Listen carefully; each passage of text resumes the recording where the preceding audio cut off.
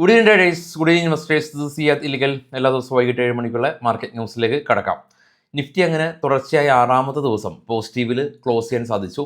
റിലയൻസും pharma സെക്ടറുള്ള കമ്പനീസാണ് നിഫ്റ്റീനെ ഇന്ന് താഴേക്ക് ഇടാതെ കാത്ത് നിർത്തിയത്. കാരണം ഇന്ത്യൻ മാർക്കറ്റ് ഒഴികെയുള്ള മറ്റുള്ള ഇപ്പോൾ ട്രേഡ് ചെയ്യുന്ന യൂറോപ്യൻ മാർക്കറ്റും US ഫ്യൂച്ചറും എല്ലാം തന്നെ നെഗറ്റീവ് സെൻറ്റിമെൻറ്റ്സിലാണ് ട്രേഡിങ് തുടരുന്നത്. യൂറോപ്പും US തമ്മിലുള്ള ട്രേഡ് ഡീലുകളെല്ലാം തന്നെ നടക്കുന്നുണ്ട്. ഓട്ടോ സെക്ടേഴ്സിന് ഈ താരിഫ് റിലീഫുകൾ എക്സ്പെക്റ്റ് ചെയ്യുന്നുണ്ട്. പക്ഷേ ഇത് യൂറോപ്യൻ മാർക്കറ്റിൽ ഇപ്പോൾ ട്രേഡ് ചെയ്യുന്ന യൂറോപ്യൻ മാർക്കറ്റിൽ പോസിറ്റീവായിട്ട് റിയാക്ട് ചെയ്യപ്പെട്ടിട്ടില്ല. കൂടാതെ ഇന്ന് മാർക്കറ്റ് താഴേക്ക് വരാനാണെങ്കിൽ ഒരു റീസൺ ഉണ്ടായിരുന്നു. അത് ഈ നമ്മളുടെ സ്റ്റോക്ക് ഓപ്ഷൻ്റെ എല്ലാം തന്നെ 10 ഇയർ അത് എക്സ്റ്റെൻഡ് ചെയ്തേക്കാം എന്നുള്ള ഒരു പ്രസ്താവന. പുതിയ സെബി ചെയർമാനായിട്ടുള്ള തുഹിൻ കാന്ത പാണ്ഡെ അദ്ദേഹം FICCയുടെ ആനുവൽ ക്യാപിറ്റൽ മാർക്കറ്റ് കോൺഫറൻസ് മീറ്റിങ്ങിലാണ് ഈ ഒരു പ്രസ്താവന നടത്തിയത്. ഇതിനെ തുടർന്ന് ഈ ബ്രോക്കറിംഗ് കമ്പനീസ് BSE ഉൾപ്പെടെയുള്ള കമ്പനീസ് എല്ലാം തന്നെ ഇന്ന് നെഗറ്റീവിലാണ് ക്ലോസ് നടത്തിയത്. പക്ഷേ അത് നിഫ്റ്റീനെ ബാധിച്ചില്ല. കാരണം റിലയൻസ് ഏകദേശം ഒരു 1% അടുത്ത് റിലയൻസ് പോസിറ്റീവായിട്ട് റിയാക്ട് ചെയ്തു. യൂറോപ്യൻ മാർക്കറ്റ് ഒന്ന് കണ്ടുവരാം. യൂറോപ്യൻ മാർക്കറ്റ് ഇപ്പോൾ താഴെ കാണാം. UK, ഫ്രാൻസ്, ജർമ്മൻ മൂന്നും റെഡിലാണ്. ഇന്ത്യ വിക്സ് ഇന്ന് 3.29% ഫോൾ ഉണ്ടാക്കി 11.39 എന്ന നിലയിലാണ് ഉള്ളത്.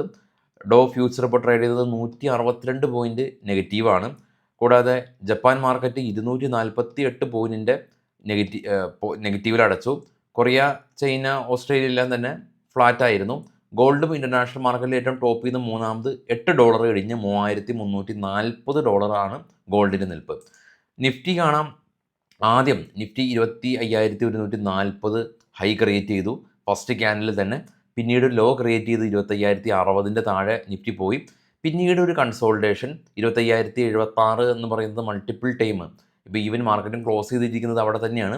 അപ്പോൾ ഇന്നത്തെ ഹൈ ബ്രേക്ക് ചെയ്ത് പോകാനായിട്ട് നിഫ്റ്റി ശ്രമിച്ചു. പക്ഷേ ഒരു കൺസോൾട്ടേഷൻ മാർക്കറ്റ് നിഫ്റ്റിക്ക് കിട്ടി. ഇന്ന് നിഫ്റ്റിയുടെ വീക്കിലി എക്സ്പയറി ആണ് ഉണ്ടായിരുന്നത്. അപ്പോൾ കൺസോൾട്ടേഷനായിട്ട് മാർക്കറ്റ് അവസാനിച്ചപ്പോൾ നിഫ്റ്റിയിൽ ഇന്ന് പ്രധാനമായിട്ടും ഫാർമ സെക്ടറിലുള്ള സിപ്ല, ഡോക്ടർ റെഡ്ഡി, കൂടാതെ Bajaj Finserv, ICC bank, SBI life തുടങ്ങിയ സ്റ്റോക്കുകൾ 1.01 മുതൽ 3.02% വരെയുള്ള റാലി. ഇതിൽ ഫാർമ സെക്ടറാണ് മുൻനിരയിലുണ്ടായിരുന്നത്, സിപ്ലയും ഡോക്ടർ റെഡ്ഡിയും.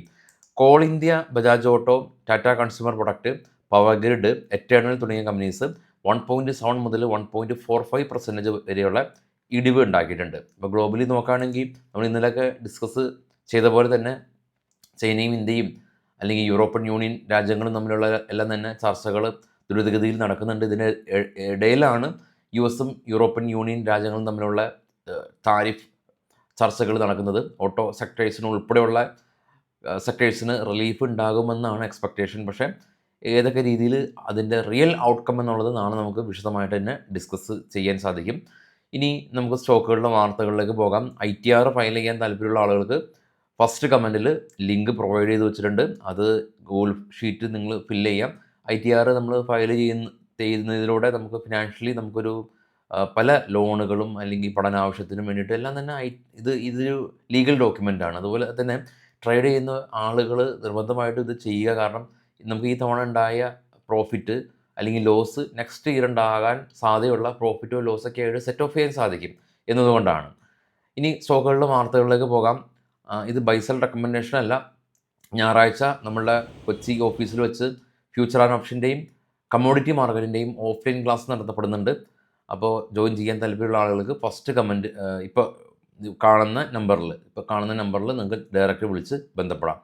പാരാസ് ഡിഫൻസ് കമ്പനി 45 കോടി രൂപയുടെ ഓർഡർ BLൻ്റെ ഭാഗത്ത് നിന്ന് ലഭിച്ചു. പിരമൽ ഫാർമ ആംസ്റ്റർഡാമിലുള്ളൊരു ഫാർമ കമ്പനിയായിട്ട് ജോയിൻറ്റ് വെഞ്ചർ കോൺട്രാക്റ്റ് ഏർപ്പെട്ടു. വേദാന്ത കമ്പനി 16 രൂപ ഡിവിഡൻഡ് പ്രഖ്യാപിച്ചിട്ടുണ്ട്. സിറ്റി യൂണിയൻ ബാങ്ക് ന്യൂഡൽഹിയിൽ പുതിയ ബ്രാഞ്ച് ഓപ്പൺ ചെയ്തു.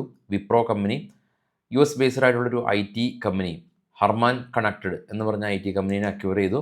വാരെ എനർജി കമ്പനി ഇവരുടെ പുതിയ പാനൽ പവർ ഡീല് ഓർഡർ കമ്പനിക്ക് ലഭിച്ചു. TVS കിങ് കാർഗോ എന്ന് പറഞ്ഞ പേരിൽ 3.85 lakhs പുതിയ ഓട്ടോ ലോഞ്ച് ചെയ്തു. MTNL കമ്പനി ഫണ്ട് റൈസ് ചെയ്യുന്നുണ്ട്, ബോണ്ട് ഇഷ്യൂ ചെയ്ത്. അപ്പോളോ മൈക്രോ സിസ്റ്റം കമ്പനി ഡിഫൻസ് സെക്ടറിൻ്റെ ഭാഗത്തുനിന്ന് 25 കോടി രൂപയുടെ ഓർഡർ ലഭിച്ചു. വെല്ലൂർ എസ്റ്റേറ്റ് കമ്പനി 2000 കോടി രൂപയുടെ ഓർഡർ ലഭിച്ചു. ഗോഡ്ഫ്രൈ ഫിലിപ്സ്, ITC ഈ 2 കമ്പനീനെ സംബന്ധിച്ച് ബാധിക്കുന്ന ന്യൂസാണ്. ബംഗാൾ സ്റ്റേറ്റ് ഗവൺമെൻറ് ടബാക്കോയുടെ GST വർദ്ധിപ്പിക്കുന്നുണ്ടെന്നുള്ള ന്യൂസ്. ടർണൽ ലൈറ്റിംഗ് കമ്പനിക്ക് 837 കോടി രൂപയുടെ ഓർഡർ ലഭിച്ചു. ടാറ്റ LXE സുസുക്കിയായിട്ട് ജോയിൻറ്റ് വെഞ്ചർ ചെയ്തിട്ട് പുതിയ AI വാഹനങ്ങൾക്ക് വേണ്ടിയിട്ടുള്ള പുതിയ AI ഡിറ്റക്ഷൻ സിസ്റ്റം അവർ ലോഞ്ച് ചെയ്യുന്നുണ്ട്. ജുപ്പിറ്റർ വാഗൺ കമ്പനി 215 കോടി രൂപയുടെ ഓർഡർ ലഭിച്ചു. ഓൺ മൊബൈൽ കമ്പനി വോഡാഫോൺ ഖത്തറായിട്ട് പുതിയ ജോയിൻറ്റ് വെഞ്ചർ കരാറിൽ ഏർപ്പെട്ടു. Cochin shipyard, Mazagon, garden ship builders ഇവർക്ക് കോമൺ ആയിട്ടുള്ള ന്യൂസ് 65,000 കോടി രൂപയുടെ ഗ്രാൻഡ് ഗവൺമെൻറ്റിൻ്റെ ഭാഗത്തു നിന്ന് ഷിപ്പിംഗ് കമ്പനീസിന് കിട്ടുന്നുണ്ട്. GSW steel company call project ലഭിച്ചിട്ടുണ്ട്. സ്റ്റാർ ഹെൽത്ത് കമ്പനി ക്ലൈംസിൻ്റെ എല്ലാം തന്നെ സെറ്റിൽമെൻറ്റ് 11,500 ക്ലൈം സെറ്റിൽമെൻറ്റ് ഇതിനോടകം തന്നെ കമ്പനി നടത്തി എന്നുള്ളതാണ് ഇപ്പോൾ ഉള്ള ന്യൂസുകൾ. ഗ്ലോബലി നോക്കുകയാണെങ്കിൽ ഇനിയിപ്പോൾ നമ്മുടെ മാർക്കറ്റിലേക്ക് നോക്കുകയാണെങ്കിൽ ഈ ഈ നമ്മുടെ എക്സ്പയറീസ് എല്ലാം തന്നെ ഇപ്പോൾ ചേഞ്ച് ആകുന്നുണ്ട്. ഡേറ്റ് ഇപ്പോൾ നിഫ്റ്റിയുടെ എക്സ്പയറീസ് എല്ലാം തന്നെ ഇനിയിപ്പോൾ ചൊവ്വാഴ്ചയിലേക്ക് മാറും. അപ്പോൾ അങ്ങനെ ഒരു ഷിഫ്റ്റ് നടക്കുകയാണ്. അതിനിടയിലാണ് ഇപ്പോൾ ഇന്ന് ഇപ്പോൾ ഇൻഡെക്സ് ഓപ്ഷൻ്റെ കാര്യമല്ല പറയുന്നത്, ഇക്വിറ്റി ഡെറിവേറ്റീവിൻ്റെ ടെന്യൂർ വർദ്ധിപ്പിക്കുന്നു എന്നുള്ളതാണ്.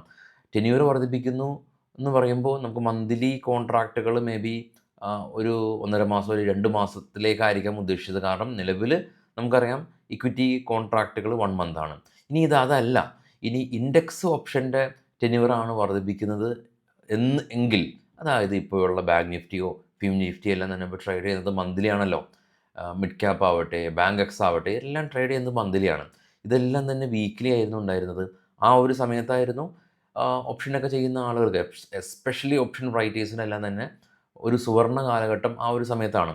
ഇപ്പം നമുക്ക് സെൻസെക്സും നിഫ്റ്റിയിലും മാത്രം മന്ത്ലി കോൺട്രാക്റ്റുകളിൽ, വീക്ക്ലി കോൺട്രാക്റ്റുകളിൽ ഇപ്പോൾ നിലവിൽ 2 കോൺട്രാക്റ്റേ ഉള്ളൂ. ഇനിയിപ്പോൾ അതിന് എന്തെങ്കിലും ഒരു ചേഞ്ചസ് വരാണെങ്കിൽ, ഇൻ കേസ് അതൊരു മന്ത്ലിയിലേക്കോ അല്ലെങ്കിൽ ഒരു 2 ആഴ്ച കഴിഞ്ഞോ ഒക്കെ ആകുമ്പോൾ വീണ്ടും വോളിയംസ് വളരെയധികം കുറയും എന്നുള്ളതാണ് പ്രശ്നം. നിലവിൽ അദ്ദേഹം പറഞ്ഞിരിക്കുന്നത് ഇക്വിറ്റി ഡെറിവേറ്റീവാണ്, ഇൻഡെക്സ് ഡെറിവേറ്റീവ് അല്ല. അത് ഇക്വിറ്റി ഡെറിവേറ്റീവ് മന്ത്ലി ആയതുകൊണ്ട് അത് വർദ്ധിപ്പിക്കുമ്പോൾ അതിൽ മാത്രം കോൺസെൻട്രേറ്റ് ചെയ്യുന്ന ആളുകൾക്ക് അത് പ്രശ്നങ്ങളുണ്ടാവാം. പക്ഷേ ഭൂരിഭാഗം ആളുകളും ഇൻഡെക്സ് ഓപ്ഷനാണ് കോൺസെൻട്രേറ്റ് ചെയ്യുന്നത്. അതുകൊണ്ട് തന്നെ ഇൻഡെക്സ് ഓപ്ഷൻ്റെ വീക്ക്ലി കോൺട്രാക്റ്റ് മന്ത്ലിയിലേക്ക് മാറ്റുമ്പോഴാണ് അത് വലിയൊരു ഷിഫ്റ്റ്, അങ്ങനെ മാറ്റുകയാണെങ്കിൽ ഒരു ഡ്രാസ്റ്റിക് ചേഞ്ച് മാർക്കറ്റിൽ സംഭവിക്കുന്നത്. അപ്പോൾ അങ്ങനെ സംഭവിക്കാതിരിക്കട്ടെ എന്നുള്ളതാണ് എല്ലാവരെയും എൻ്റെയും ആഗ്രഹം. വിശദമായിട്ട് നാളെ രാവിലെ പ്രീ മാർക്കറ്റ് സെക്ഷനിലെത്താം. എല്ലാവർക്കും ശുഭരാത്രി നേരുന്നു. Thank you all.